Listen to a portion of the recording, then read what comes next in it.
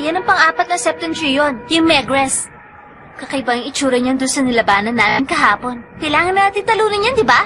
Bago pa yan mapunta sa lupa? Oo, inaasahan ka namin. Para malaman mo, hindi mo ako tauhan, maliwanag? Pero pwede mo ako maasahan.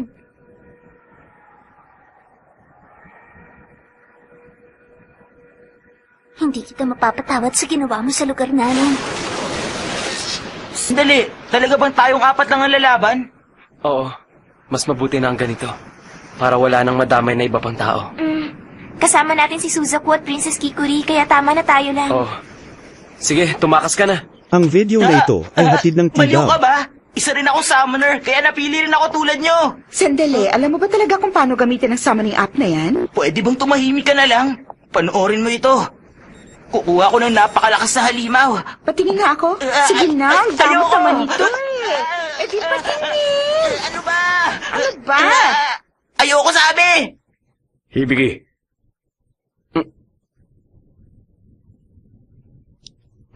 Ano to?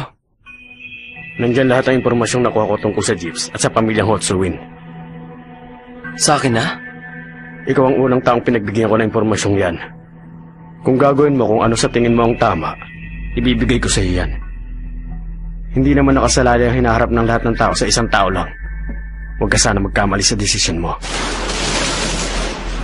Oo nga. Kung mali ang mga gagawin ni Yamato, kailangan ko siyang pigilan.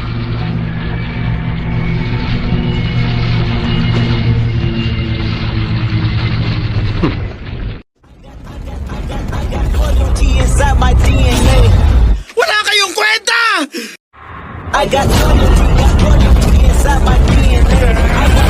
Wala nang saysay pang magpapatuloy ang laban. Simula ngayon, malalaman na ng mundo kung ano ang sakit. Shinra Tensei!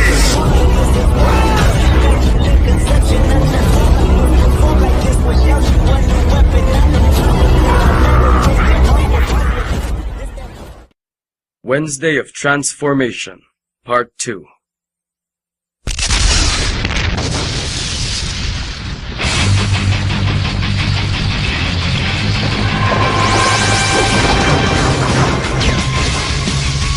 Kainis, sobrang tibay naman yan. Sarasvati!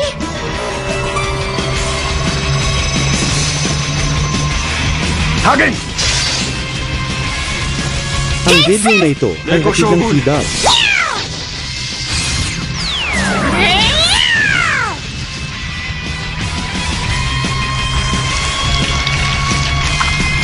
Napapagaling niya ang sarili niya! Kaya! Ganun palang kapangyarihan yan! Anong balita dun sa iba? Nita! Hibiki! Wow! Sandali ko lang silang hindi nakita pero ang galing nilang partner sa laban. Ako rin naman! Go! Talunin mo yung halimaw ko! Heke!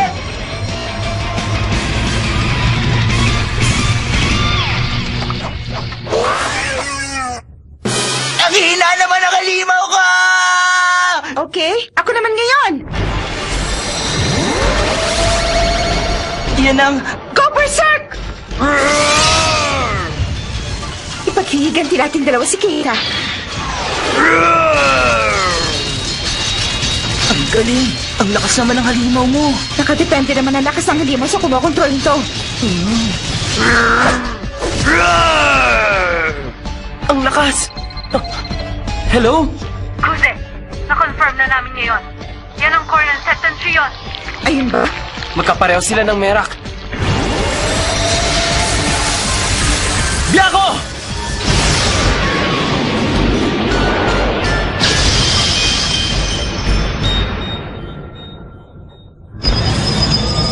Ayos! Tagumpay! Hindi. Tumaas ang manifestation readings!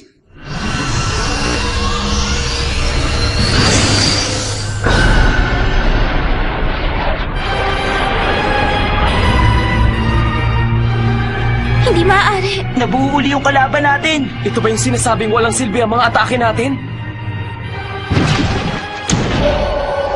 Teka, ano yun? Takbo!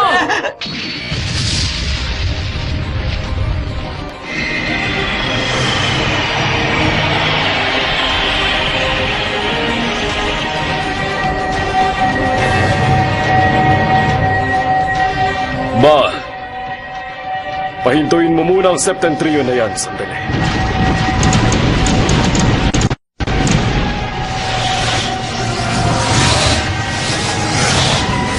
Cerberus.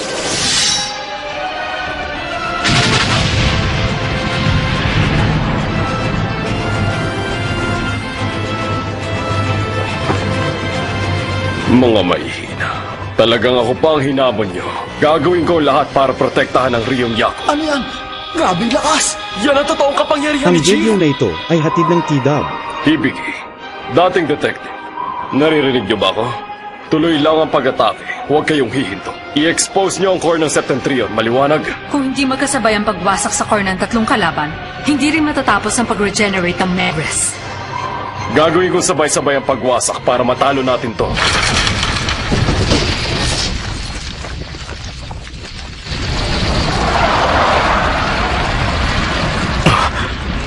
Meron pa kaya yung kayang gawin bukod sa ganyan? Huwag nating hayaan makalapit yan dun sa tower.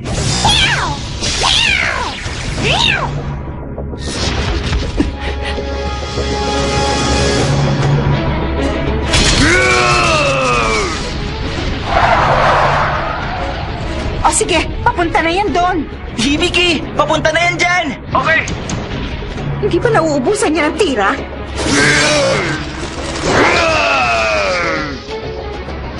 Kailangan matalo na natin yan agad. Kung hindi, masisira ang Chuntenkaku. Tapusin na natin yan ngayon, Nita. May panibagong dead face clip na kaibigan mong dumating.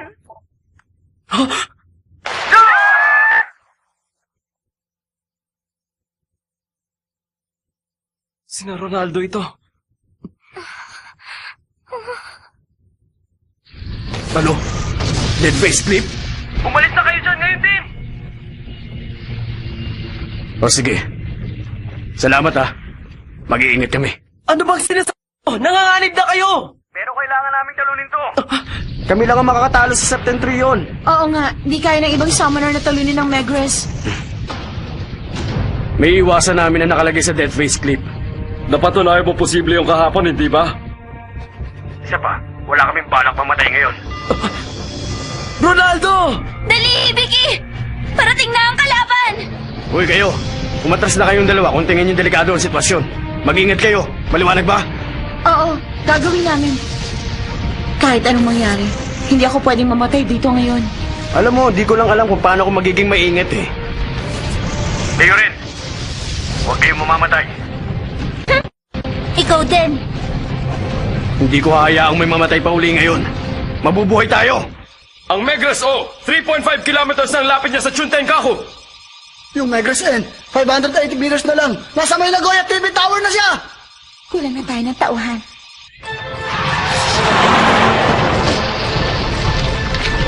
Yung plan B natin. Handa na ba kayo?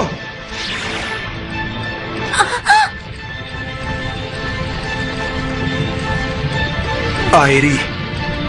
Grabe Ang naman. video na ito ay Nandiyan hatid na ng siya. T-Dub.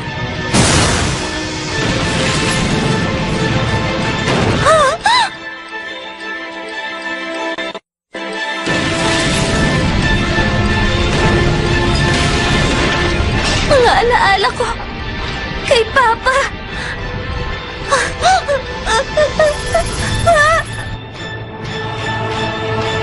Ngayon na! Pasabugin na! Okay!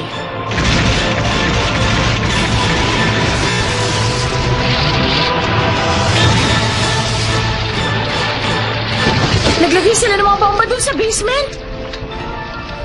Ngayon na! Sako! Simula na ang pag-atake!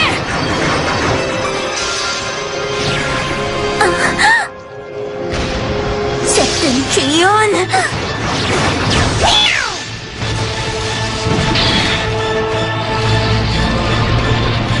Naku po! Hindi natin mapigilan ang Septentrion! Ano ba naman, Airi? Bakit nakatayo ka lang? Ang payapa ng buhay namin. Pero ganito ang nangyari. Yung pamilya ko at mga kaibigan ko, wala na silang lahat. Wala man lang silang nagawa at wala rin silang alam.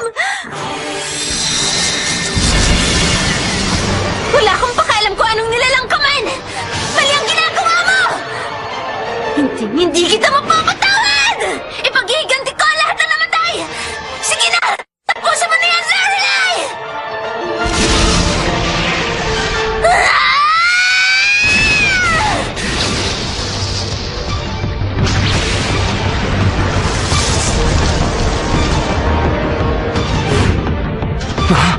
Katapusan mo na ngayon! Sige ba, tapusin mo na.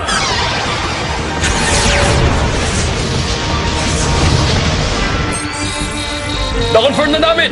Naka-expose na ang core! Sabay kayong mamatake! Biyako! Hagen! Cerberus.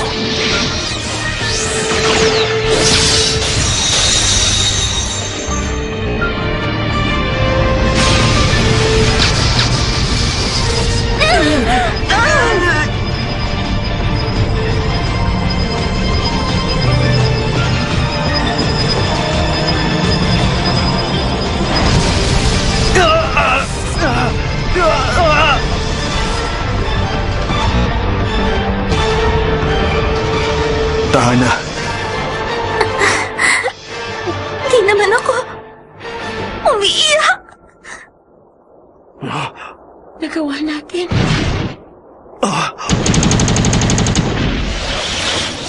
Ang video na ito ay hatid ng TDAB. Nawasak nila ang 3 Negres.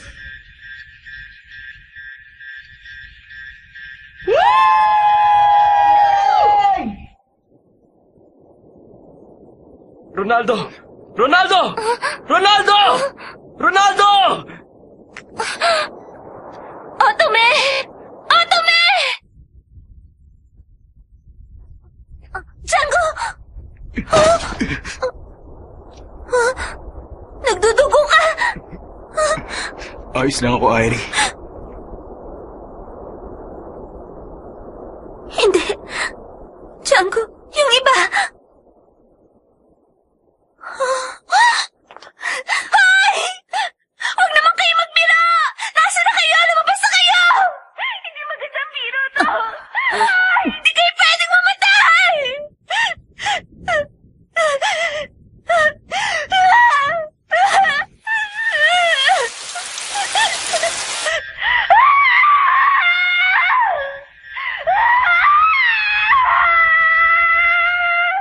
Makoto, tapos na ang misyon natin. Situation ended.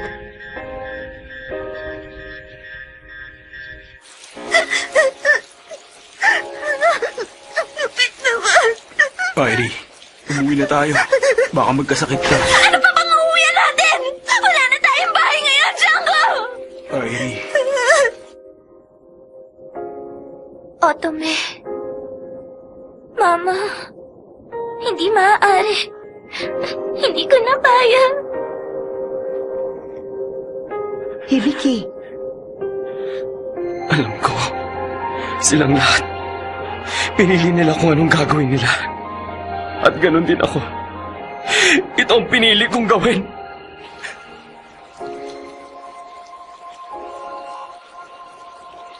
Irie.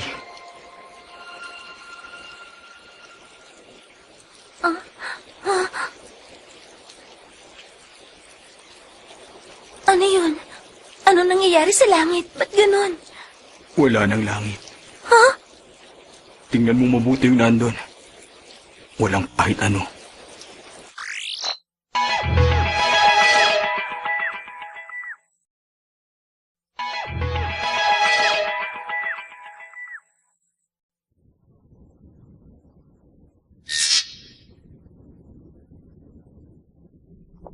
ayos lang ba yun sa inyo, Chief? Ang alin? Ang nangyari sa Nagoya. Natalo natin ang pang-4 na Septentrion. Ang Yun video na mahalaga. ito ay hatid ng TDAB.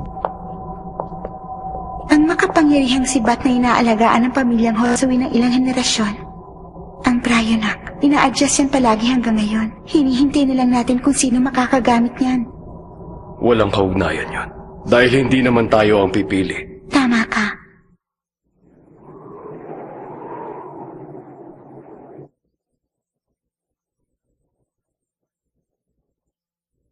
Sina Ronaldo, Joe at Otome. Pati rin yung iba, ba't kailangan nilang mamatay? Ano ba talaga ang mga Septentrion? Ba't sila umaatake? Kung panaginip ito. Sana naman magising na ako. Depende sa'yo kung anong tingin mo rito. Pero kahit baliktarin pa ang mundo, ito ang totoong pangyayari. Alcor, Meron pa tayong 3 kalaban. halimaw. Sabihin mo, ganun ba kasaya na paglaruan niyo ang mga tao? Siguro yung iba ganun ang iniisip nila. Pero mali ang iniisip mo sa akin. Hindi naman ako halimaw. Kung ganun, bakit hindi mo tinulungan ang mga tao? Hindi ba?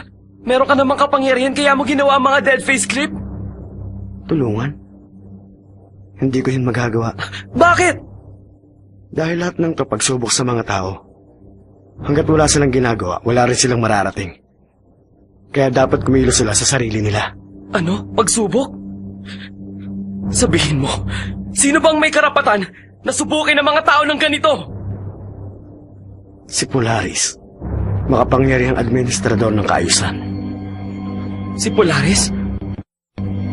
Para sa kanya, kailangan mapanatili ang kaayusan ng mundo. Para magawa yun, kailangan niyang alisin na sumisira rito ang mga tao. Siya ba ang Diyos? Depende kung anong tingin mo sa kanya. Pero para sa iba, siya nga ang Diyos.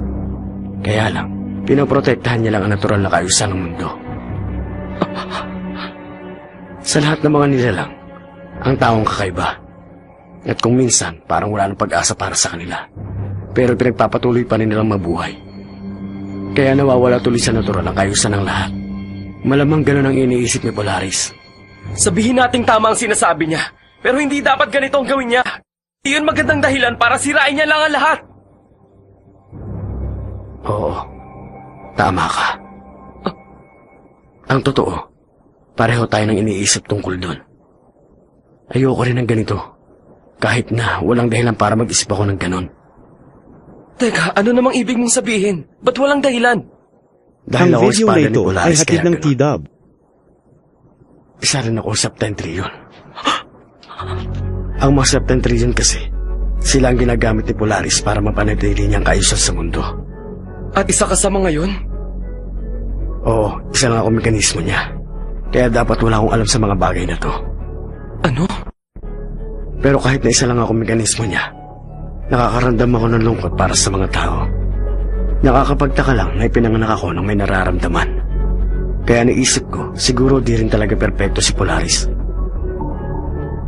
Yan ba ang dahilan? Kaya binigyan mo ng summoning app ang mga tao para may sandata sila? Binigyan ko sila ng pagpipilian. Kung gustong maligtas at mabuhay ng mga tao, kailangan nila ipakita kay Polaris ang kagustuhan nila. Pero bilang isang mekanismo, hindi ko pwedeng labanan ng tuwiran si Polaris. Kaya binigyan ko na lang kayo ng pagpipilian nyo. Naguguluhan ka ba? Oo naman. Hindi madali sa akin ang tanggapin agad ang mga sinasabi mo. Kahit ako naguguluhan din. Ha? Anong dahilan at nagkaroon ng ganitong konsensya? Kung nalulungkot nga ako para sa mga tao, hindi to tama dahil wala naman akong dapat nararamdaman. Paulit-ulit ko tinatanong ang sarili ko, sino ba ako? Hindi mo ba tatanggapin ang kwento ko? Isa na kumikinang. Tatanong ko lang. Alam ba ito lahat ni Yamato? Oo. Alam ni Yamato ang lahat na kung hindi mo ipapakita ang kagustuhan mo at gagawa ng desisyon, unti-unti maglalaho ang mundong ito.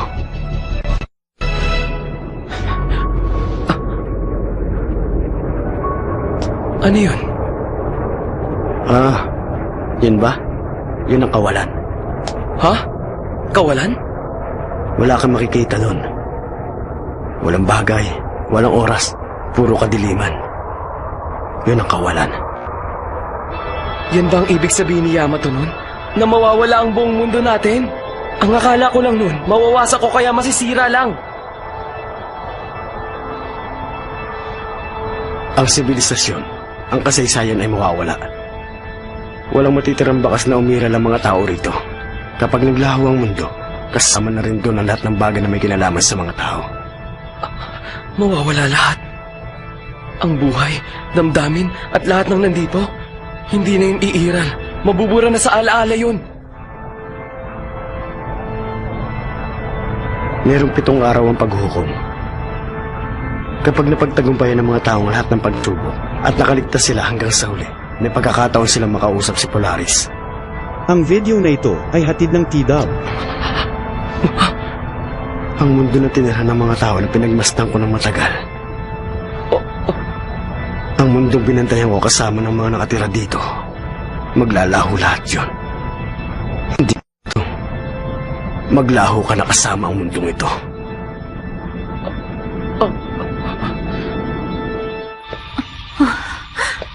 Ganyan na pala kalawak. Naglalaho na ang lahat. Yan na lang ang natitira sa mundo natin ngayon. Kahit na alam natin mangyayari ito, ang hirap pa rin tanggapin. Lanang! Hindi ang paglaho ng bagay, kundi ng isipan at panuntunan ng mga tao. Hindi ng kamatayan, kundi ang mas dalisay doon. Ang katotohanan na umiral ang mga nilalang na katulad natin. Ang nakaraan, kasalukuyan at hinaharap, mawawala ng lahat ng iyon. Bakit nagkakaganito? Bakit kailangang dumaan sa ganitong klaseng pagsubok ang mga tao? Hindi ko talaga maintindihan. Tatalunin ko ang kalaban. Kaya lang, kung ganito na karami ang mawawala sa mundo, para saan pa ang buhay? Wala ba akong magagawa para iligtas ang mundo? Hindi ako naniniwalang may paraan pa para iligtas ang mundo.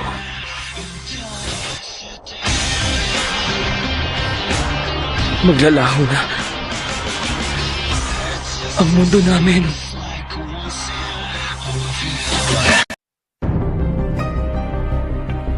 Good morning, oh Sparkling. What are you doing here? Just what are the Septentrians? On a trajectory towards You the were city. born with a tremendous power. I'm positive there's a better choice for you.